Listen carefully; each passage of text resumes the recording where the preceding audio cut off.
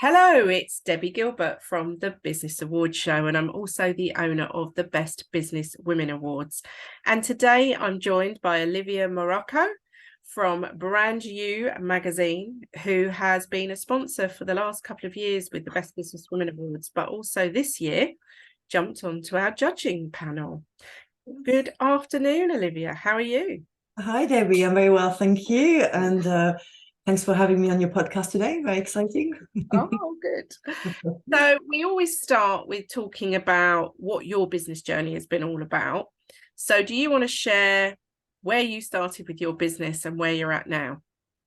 Right. So my name is Olivia and I'm the founder of Brand You magazine, which is a magazine dedicated for female entrepreneurs. The magazine was launched about a year and a half ago. It was actually a lockdown project. Prior to that, I was a professional photographer for 20 years.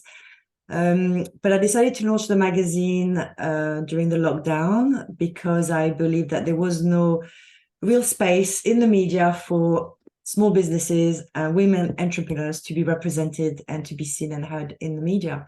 So I thought I would create my own space, and that's how the magazine came to life. We've been going for a year and a half now, and we're growing, and our audience is growing, and our readership is growing, and it's a fantastic project to be involved in. And what sort of articles do you feature in your magazine? Well, we have three main sections to the magazine. We talk about brand, business, and lifestyle. And so it's a bi-monthly magazine, so we produce 6 editions a year, and for each edition we invite some fabulous entrepreneurs to come and inspire us through their stories. So we have a lot of business interviews and which are there to inspire us. We also have business experts who come in on and to educate our readers and on lots of various topics, anything to do marketing all the way to social media, to finance, but also we also have a big focus on brand and branding and building a personal brand. So we have brand strategists, brand photographers, brand designers come in and share all their knowledge with us. Yeah, so it's a great way for women who've got a business to share what they're doing, but also share some really valuable tips and information from their industry as well. Yeah. So I've been reading it now almost since you started it, actually. Yeah. And I think it's a really good magazine, and I think it's really well laid out, and it's got lots of really nice interviews that you can really get into and read, much nicer than reading sort of some of the women's magazines that are in our newsagents. So it's quite nice to pick something up that's actually relevant to a female business audience and read that. So you sponsored the awards last year, which was the first year you got involved with us. So that was really lovely, and came back again this year. And we invited you onto our judging panel. So that was a big sort of move in terms of having to sit and look at the entries. And I thought it might be useful for people to listen to what the experience is of a judge on Business Awards. So maybe tell us what you thought about the judging process and how did you go about doing the judging? Obviously, we give you some training, but be interesting to see how you personally approached it. Sure. Well, first of all, thank you for inviting me to the judging panel this year, because it was a great experience to be part of, and it's a great event to be part of, and so aligned with what Brand You is all about. But the experience was quite interesting. First of all, as a new judge, I think you're always a bit careful. You're going to make sure that you want to do it right. So you do take your time, maybe. And so my experience was to take my time to read all the entries, to really understand what the business was all about. And once that was done, then I just started to give them notes in regards with the training that you've given us. And I think, thank God you've done that to give us an idea of how to judge. I think for me, the most complicated part at the beginning was more to understand what my own notes were worth. So if I were to give a 6 or a 7, and what was that worth for me, so that I could be coherent with all the entries that I was reading. So it took a bit of time, but I think I think I gave my honest opinions on what I was reading. It was also interesting to discover how these women were entering and what were their answers to each of the questions. We did see that some were not answered correctly and some were missing the point or not answering the question fully. So all of that made it even more interesting when it came to actually giving it a final note. But yeah. What sort of things did you think, oh, wow, that's really good they included that? Well, for me as a new judge, there was a few that I thought I was very impressed with in how they delivered their study case and their examples and how it was beautifully presented. Everything was labeled correctly, so as a judge you could find information very quickly. So I think that was a bonus for them, and especially for me as a new judge. We don't always have the time to go and search for all this information. So by giving within your entry all the documentations properly labeled and properly classified, I think that is a great bonus. And what sort of things did you read and you thought, oh, wow, that's amazing? Did you? Oh, there's loads. I've had, well, I'm not going to say which category I judged, but there was one in particular. I was very impressed by all the evidence that she gave, and especially the way she presented it, which really built on her case. But some women out there are fascinating to read their stories and their dedication to their work, but also their passion behind it and their honesty in what maybe some of the things that have gone wrong or and how they fixed it, and also how they bounced back, because obviously we judged the year after COVID, so that had an effect on quite a lot of businesses. So it was interesting to see how they bounced back from that and made a growth in their in their business right after COVID. So there was lots of fascinating stories. It wasn't all about financial, it was more about, like I said, their investment and their passion into growing their business. Yeah, so that's good for you to see that come across in their entry. Yeah, absolutely. So not content with judging awards and sponsoring awards, you also entered some awards yourself this year.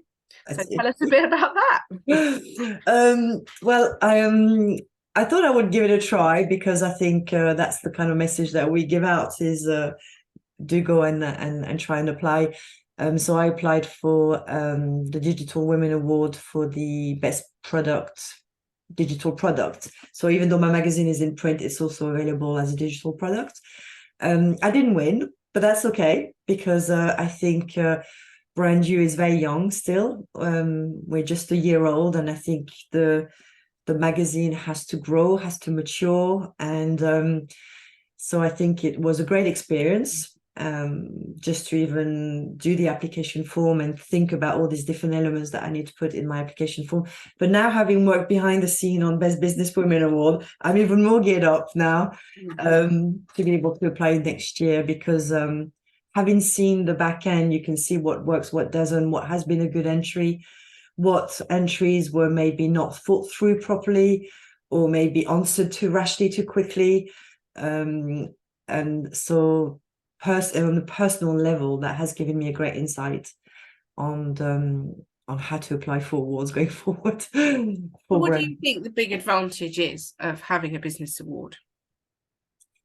Oh, well, apart from the huge credibility boost and the confidence boost that must give any woman that wins award, it's also a great way to confirm that you are doing the right thing, that you are building your business in the right way. And if you've got staff, it's a great way also to say thank you to all the staff that work with you, but also for your clients to see that they've worked with an award-winning business. So I think there's so many benefits to winning an award, and it could be a great PR limelight as well for your business to be seen as having won an award. And it must be a hugely gratifying feeling for any women out there who are working extremely hard on their business to be congratulated and to be able to just say, okay, well, this is a win and let's celebrate it.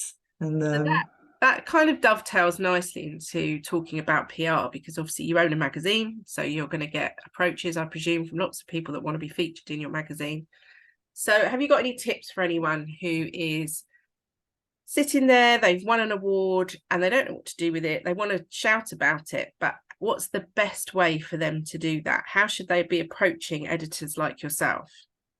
Well, absolutely, contact us. I mean, the best thing to do is, put a story together, as in why you've entered the awards and which category, and obviously if you've won it, even if you haven't won it, but put your story together, collect some images and send it to journalists, because there will be a magazine out there that will want to hear from you and will want to publish your story. So it's a great way. I'm working currently on our next edition, which is our December-January edition, which is coming out early December. We are having a big feature, a special feature on the Best Businesswomen Award, where we'll be highlighting all the winners. But we'll also are going to be featuring the Kirsty Gale from Red Carpet. Was it Red Carpet? Carpet Ready there, that's Red Carpet Ready, yeah. Because she's won the best businesswoman, the best business. Yeah. Shall I start that again? No, that's all right. Business award, yeah. Yes. So she will be featured in our next edition as well. So if you want an award, make sure that it's everywhere on your social media. Make sure that you put it on your website. Create a press release, send it to journalists and to editors of magazines, and if you need help to compile a story, go and see a professional copywriter who can help you put your story together so that the journalist would be interested. But there are plenty of ways that you can scream and shout and publicize that you've won an award in the media. Yeah. And does it, like, when you're looking at your inbox of emails coming through of people who want to be featured in your magazine, is that something that would pique your interest if they'd won an award recently?